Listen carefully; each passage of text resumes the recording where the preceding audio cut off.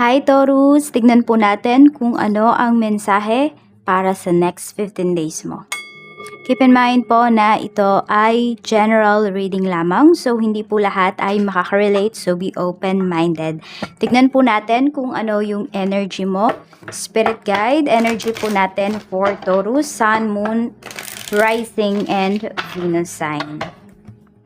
Energy, spirit guide nitong 15 days. Okay, we have celebrations, gifts, and abundance. Actually, alam mo, Taurus, bago ako magsimula dito sa reading mo, ang naririnig kong kanta is I Have a Dream ng Ava.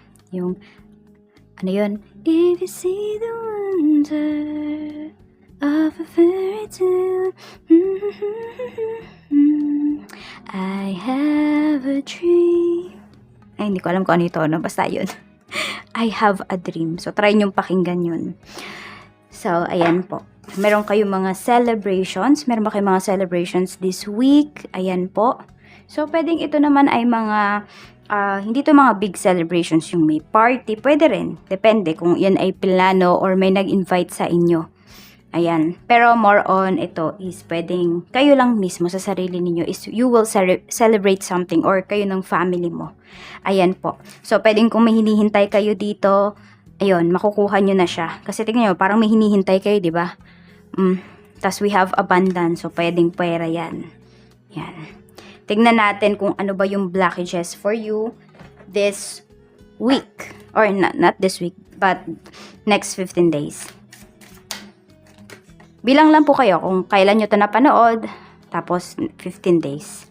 We have 8 of Cups. Ayan. So, yung blockages dito is nahihirapan po kayo na parang hindi, segue yung naririnig ko. Hindi ko alam kung anong segue na ito. Pero nahihirapan kayong umalis. Nahihirapan kayo na, yes, yung iba sa inyo may mga delays or procrastination kayo dito pagdating sa mga dreams po ninyo. Kaya siguro I have a dream yung narinig ko na kanta. Kasi mukhang nahihirapan kayong i-pursue yung dreams nyo talaga. Oo.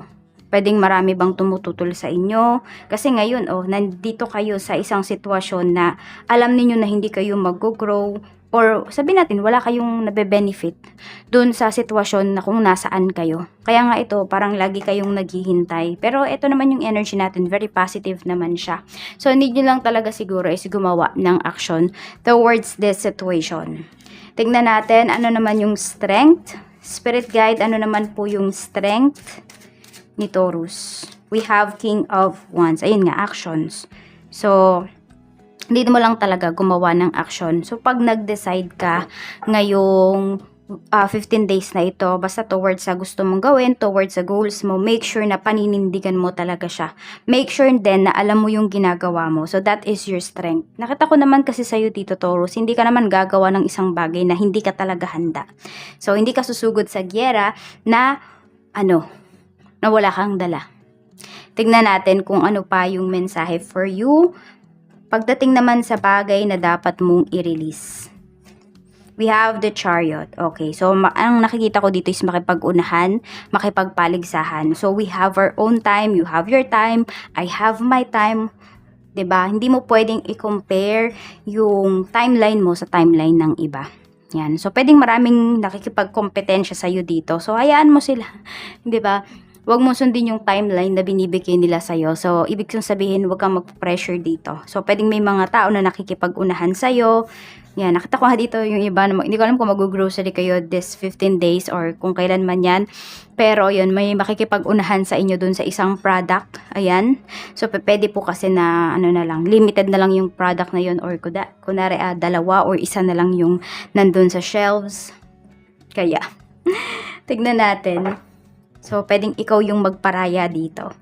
Tignan natin, ano ba yung mga dapat mong pagnilay-nilayan. We have 10 of Wands. So, this is your efforts, yung mga stress mo. Okay?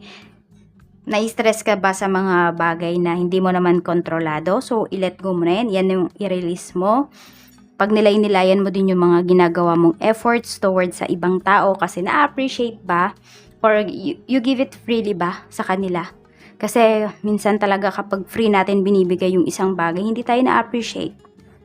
So, tignan natin. Okay, pagdating naman sa iyong work, kamusta? Para po sa mga naghahanap ng trabaho, we have Ace of Wands. So, kilos-kilos. Tignan mo, nandito tayo, tumapat tayo sa celebration. And napakaganda ng card na ito, Ace of Wands. Yung iba nga sa inyo, may pag-travel kayo dito. So, pwede po na kung maghahanap kayo ng trabaho sa ibang lugar or sa ibang bansa, mas maganda po yung inyong magiging kalagayan. I mean, hindi, sabi natin, kung dito, worse. Doon, medyo mas magaan yung inyong mga, sabi natin, pagdadaanan, pagdating doon sa mga naghahanap ng trabaho. Pero syempre, kailangan prepared po kayo dito. Yan, so yung iba, may traveling kayo na gagawin next 15 days. Yung iba naman po sa inyo, pwede na may mga interviews kayo na attenan. So, give your best. Interview pa lang, magpasikat na kayo. Tignan natin, para naman sa mga may current work, we have 4 of Pentacles. Okay, napakaganda po ng energy mo. Ayan, so sobrang busy ninyo ngayong week na ito. And, nakita ko din sa inyo dito. Hindi ko alam kung ano yung tinitipid ninyo dito. Ink ba yan? Or it could be sa printer. This 15 days. Parang meron kasing may sira na equipments dyan sa trabaho ninyo. And yun, parang may titipirin kayo. Tignan natin. Spirit guide, wag lang yung sweldo ninyo ang tipirin. Check po natin pagdating naman sa mga gusto nang mag-resign. So, ito ba yung best time para mag-resign ka? 5 of Wands. Okay, yung iba sa inyo, magre-resign kayo sa work kasi pwedeng meron kayong nakaaway yata dito. So, yan o. Tapos, threat kasi yung tingin sa'yo ng mga katrabaho mo. Pero kasi lumalaban ka pa dito. The Emperor. Okay. So, kung buo na po yung decision ninyo, i-go nyo na to. Pero kung nagdadalawang isip pa kayo, kasi alam nyo, wala kayong ginawang masama dito. And alam nyo, nagtatrabaho lang kayo. You are giving your best nga pagdating dito sa trabaho. So, yun. Parang it's either kung dahil ito sa mga katrabaho mo, huwag kang magpa-apekto. Pero kung di mo na talaga kaya, edi go ka na. Mag-resign ka na. Tignan naman natin pagdating sa business, kamusta po para sa mga gustong mag-start ng business. Perfect time ba itong next 15 days para sa'yo? 10 of Swords. Okay, nape-pressure kayo dito. Yung iba, wag muna kayong magbubukas ng business kung hindi pa po kayo prepared. And meron din akong nakikita dito, maaring wala pa kayong puhunan or pangpuhunan kaya hindi nyo pa maumpisahan. Or meron kayong hinihintay na pera at hindi nyo pa siya natatanggap. Kaya ayun, medyo may delays kung gusto nyo na pong mag-start ng business. So, pag-isipan nyo munang mabuti, pag-aralan kasi mukhang hindi kayo talaga prepared dito. Tignan natin para naman po sa mga may current business, we have the High Priestess. Ayan. So, meron kayo talagang isa-celebrate dito. And also, tignan ninyo kasi sobrang busy nyo po. Kung magpapaka-stress kayo ngayong 15 days, sabi ni Universe, magpaka-stress kayo sa mga orders sa inyo or sa mga products ninyo. Oo. Ibig sabihin, madami po kayong gagawin dito. Malaki yung kita ninyo ngayong week. So, tuloy-tuloy yung productions. Tingnan natin not ngayong week, ngayong 15 days. Tingnan natin pagdating naman po sa mga nalulugi yung business. Dapat mo pa bang ituloy? We have the Tower. Actually, very shaky na talaga. Yung iba sa inyo is madami din gustong magpabagsak sa inyo, Taurus. Alam mo kung ano, nakita ko dito mga kamag-anak mo. Ayan, so na-challenge talaga kayo pagdating dito sa business na ito. Kaya para po sa mga magsisimula, ayan o, parang ito kayo, yung iba po sa inyo. Gusto niya lang yata mag-start ng another business for some of you. So, pag-isipan nyo po. Okay, we have 3 of Cups. Tignan mo, may mga natutuwa dito, may mga nagse-celebrate. Para hindi na kayo makabalik dito sa business. Pero alam nyo, meron naman tayong celebration dito para sa inyo. Okay, hindi lang naman to para sa ibang tao, para din to sa inyo. So, kayang-kaya nyo po na ilaban ito. Kaya lang kasi, ito, yung iba, kulang na kayo sa puhunan. Siguro yun yung pinoproblema ninyo. So, ayan, nakalimutan ko kung nasa na tayo. Okay, sa family and relatives naman tayo. So, pasensya na po, may tumawag kasi. Kaya na-distract ako. Okay, so, ayan. Nine of Pentacles pagdating sa family, relatives, okay? So, pwedeng may pagkakagastusan or meron ditong family members ninyo na pwedeng yayabangan kayo ngayong week na ito. So, may magpapakitang gilas dito na family members, na relatives, ganyan. Pero meron naman dito galante. Oh, meron dito galante talaga siya.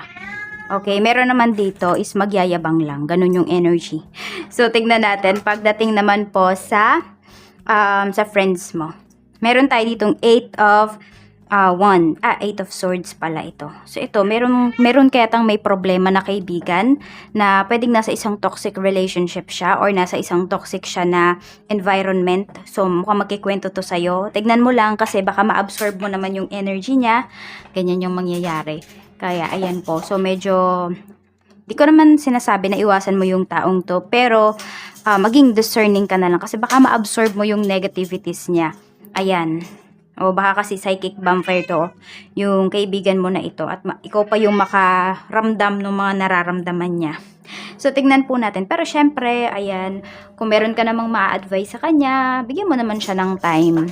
Or baka kailangan, hindi niya kailangan na advice baka kailangan niya is makikinig sa kanya. So, yun, pakinggan mo naman kahit maglaan ka lang ng ilang minutes para, yun, gumaan naman yung pakiramdam niya and maligo ka na lang ng, ng tubig na may asin.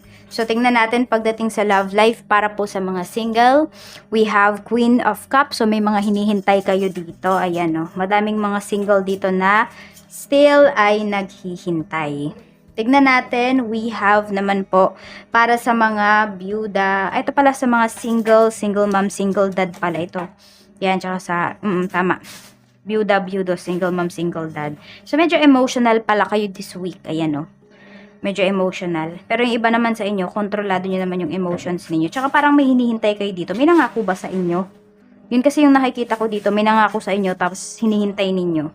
Tignan naman natin para sa mga inner relationship. We have 6 of Swords. So, yan, kung meron kayong tampuhan ng person mo, this 15 days, maayos nyo po yan. Magiging, sabihin natin, parang meron dito is parehas kayong magbibigayan ng person mo.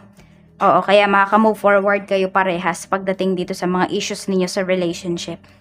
Sa mga, naman po, sa mga married, we have, ayan, 10 of Pentacles. So, yan, dito may mga celebrations, and yung iba po, ayun, kaya pala may celebrations dito, pwedeng mag-diriwang ng anniversary, o kaya naman, meron dito naman ay ikakasal kayo this 15 days. Ayan, sa loob ng 15 days na yan, pwedeng may ikasal po dito. So, tingnan natin kung ano ba yung blessings mo for this week. 15 days pala. Ang kulit ko, no? This next 15 days. Tignan po natin. Okay. Spirit guide. Blessings po natin.